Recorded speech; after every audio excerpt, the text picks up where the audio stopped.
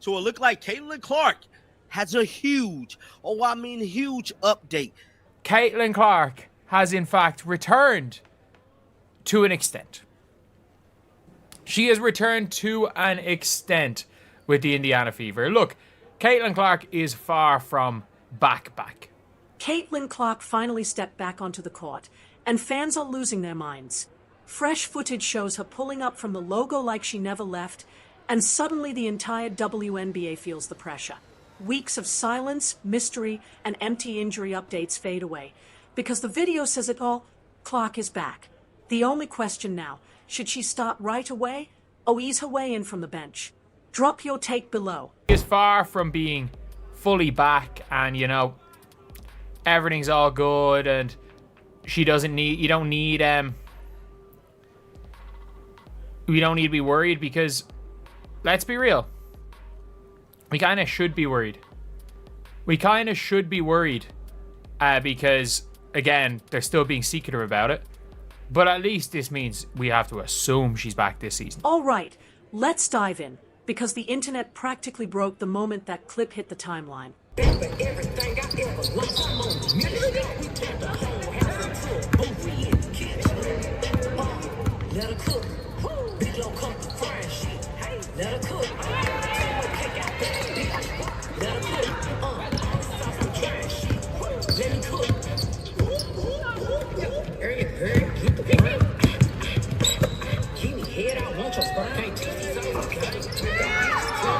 One minute, fans were rolling their eyes at Indiana Fever injury updates that read like riddles. And the next, boom, Caitlin Clark shows up at practice, casually drilling logo threes like she never left. Forget the press releases. Forget Stephanie White's stone-cold poker face. Forget the day-to-day label that somehow dragged on for 2 months. This is the kind of proof that actually matters to fans. Boom, she's back this season. So Caitlin Clark running 5-0 with the backups, which is, again, something that we hadn't seen before. So Caitlin's actually at practice. So this is the first we have heard of, Caitlin actually being at practice. And because Caitlin's at practice, we know at least the goal is and the expectation is that she's going to be back. Now here's where the shock really hit. It wasn't just Clark getting shots up. Anyone can do that. No, this was different. She was moving, cutting, handling the ball with confidence, and pulling up from deep with that signature swagger. This wasn't rehab mode. This looked like get me in a game right now mode. Naturally, WNBA Twitter went wild. Some fans are convinced she's ready to slide straight back into the starting lineup tomorrow. Others argue she should ease in from the bench.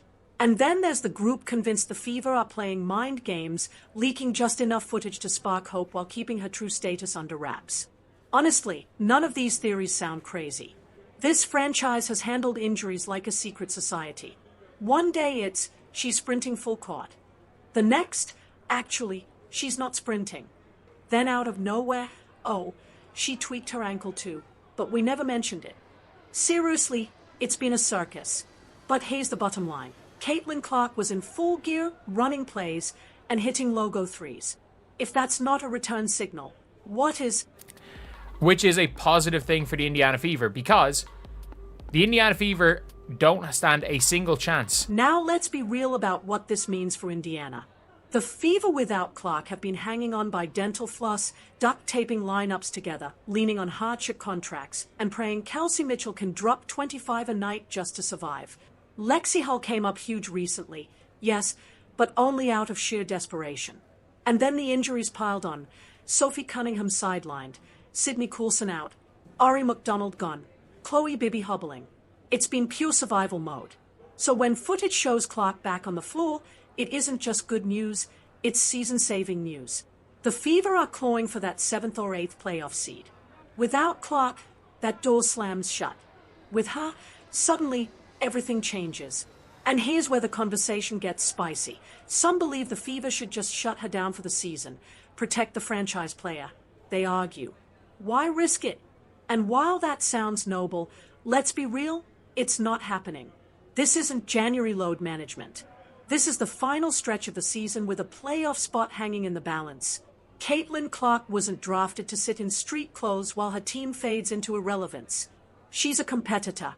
If she's healthy enough to pull from the logo, she's healthy enough to give Indiana a fighting chance. But we can't ignore the risk. Groin injuries are unpredictable. They don't heal in clean lines. One wrong cut, one quick burst, and it could flare right back up. That's why this footage is equal parts thrilling and nerve-wracking. Thrilling because it screams progress. Nerve-wracking because we don't know if she's at full strength or just testing the waters. And here's the other twist. Her role might look different when she returns. Don't be surprised if Stephanie White brings her off the bench at first. Before you laugh, remember Steph Curry did the same after a knee injury, and the Warriors still walked away with a title. Sometimes easing back in is the smartest play. 15 to 20 minutes off the bench could be the perfect way for Clark to find rhythm without overloading her body. Of course, fans won't love it. They'll shout that Clark should start, but realistically, easing her back makes sense. And here's what many might have missed in that footage. She wasn't just camping at the arc, tossing up threes. She was running with the backups, sliding into different spots, moving fluidly. That shows this wasn't a rehab cameo.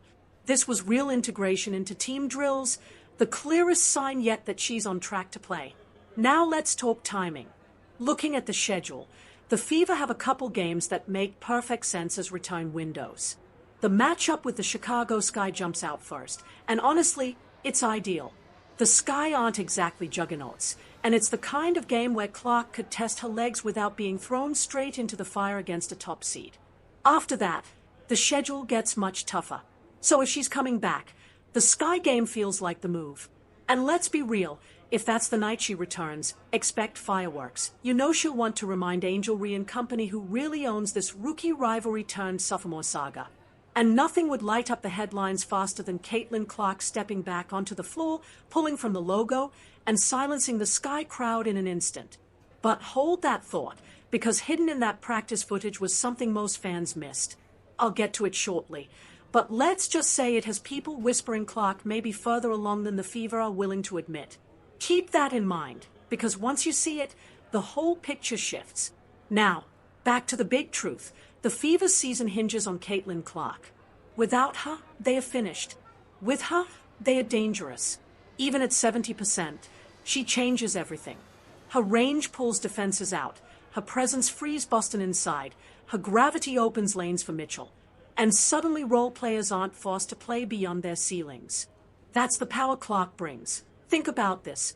The moment she steps on the floor, defenders chase her 30 feet away from the rim. That level of fear, nobody else on the Fever roster gets it. Without Clark, defenses swarm Boston and Mitchell. With her, the floor stretches like magic. Suddenly, Boston breathes easier. Mitchell attacks freely, and shooters like Lexi Hull find wide open space. That's the weight of her return. But of course, not everyone's cheering. Remember, there's a chunk of WNBA fans who can't stand her. When she went down, they actually cheered. Overrated, they claimed. Now the Fever could shine with the real stars. But the second she popped up in practice clips, those same voices grew nervous. They know what's coming. Clark at 80% is already a storm for defenders. Clark at full power? Game over. And now, about the Fever itself, because let's be honest, the handling of this injury has been strange. Fans have been left guessing for weeks. Every update felt vague, twisted, or downright confusing. One day she's day-to-day, 6 weeks later still day-to-day. That's not reality. Supporters deserve honesty, but instead they've been handed riddles. Which is why this clip hit like a bombshell. It cut past the PR polish and finally gave people what they craved, real evidence. And here's the twist. The video didn't just capture Clark moving. It caught her smiling. Maybe that sounds small, but body language always speaks loudest. This wasn't the face of someone fearing a setback. It was the look of someone desperate to play again. That kind of confidence matters. Most athletes returning from injury hesitate, second guess, or tiptoe carefully. Clark. She just looked like Clark. And that screams she's closer to game speed than anyone admits. Now, back to that teaser I mentioned earlier. The hidden clue inside the footage almost everyone missed. If you pause carefully, Clark wasn't in a separate practice tub. She was rocking the same blue jersey as the rest of the starters. It might seem minor, but it's massive. Normally, when a player's rehabbing, they are stuck in neutral colors, working with trainers off to the side. Clark showing up in the same gear as the starters screams one thing: she's cleared for more than light drills. That's as close as it gets to a silent confirmation she's almost back. And the internet's reaction when fans caught that? Pure chaos. People zoomed in, slowed frames, argued over whether the shade of blue matched. It became a mini investigation, like fans dissecting the Zapruder film. But the truth was obvious. If she's dressed like the first unit, she's already back in the mix. And that leads to another huge issue. Transparency, or really, the total lack of it. The Fever treat injury news like they are hiding state secrets. The only reason people know anything is because clips surface or reporters catch her in practice. That's why these moments explode online. Because fans are starving for answers that if the team had been honest from the beginning, this never would have landed like such a bombshell. But maybe that's the play. Maybe they crave the drama.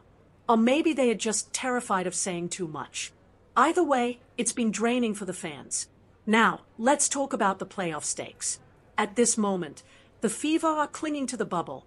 Without Clark, they look like another lottery squad. With her, suddenly, you can lock them into that 7th seed.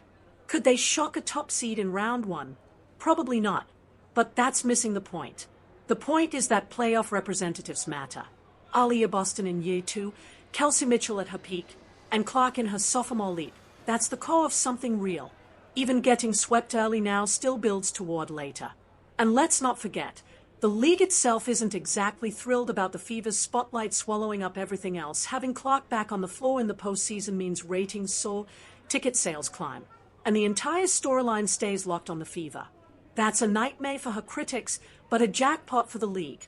Let's be real, Kathy Angelbout may act impartial, but behind closed doors, they know Clark is the engine pulling all the attention. And of course, it reignites the Caitlin Clark debate that's been bubbling since draft night. Some fans adore her, some can't stand her, and others just hope she stumbles. The practice clips? They dumped gasoline right on that fire. Supporters are buzzing, already calling a playoff push.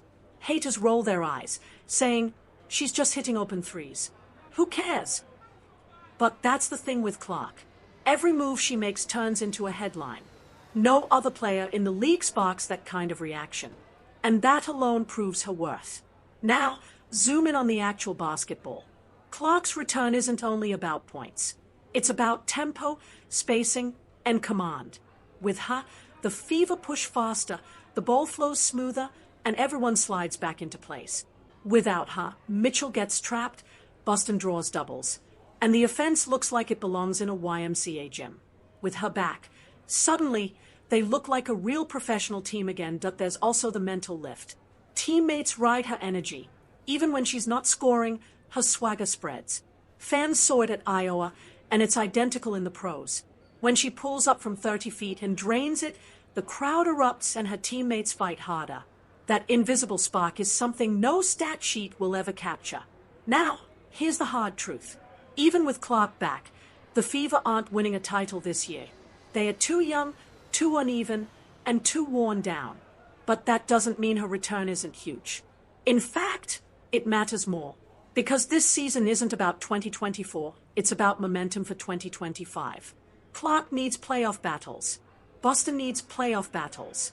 Mitchell deserves to shine on the league's biggest stage. You can't fake that in practice. You need the real fire.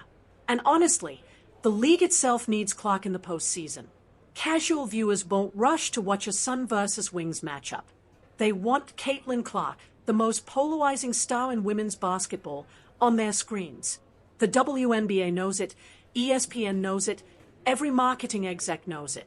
That's why this clip feels nuclear. It's not just proof Clark is back. It's proof the league's ticket to higher ratings is back. The playoffs just became a lot more dramatic, and every team feels it. What's your take? Should the Fever ease her in, or let her loose from day one? Drop a comment, smash like, and subscribe for more breakdowns.